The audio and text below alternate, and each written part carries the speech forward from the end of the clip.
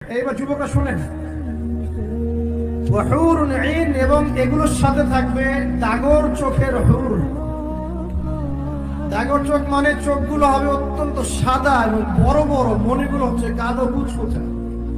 আল্লাহ পাক তাদেরকে স্পেশালি সৃষ্টি করেছেন হুরুন আইন, যাদের কারো যদি পরনের আঁচলটার কোনা পৃথিবীতে নামিয়ে দেওয়া হতো, সারা পৃথিবী আলো আর সুগন্ধি দিয়ে ভরে যেত।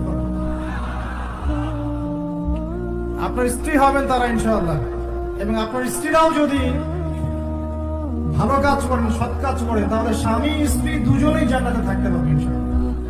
দুই ধরনের নারী জান্নাতে দেয়া হবে মুমিন পুরুষদের জন্য।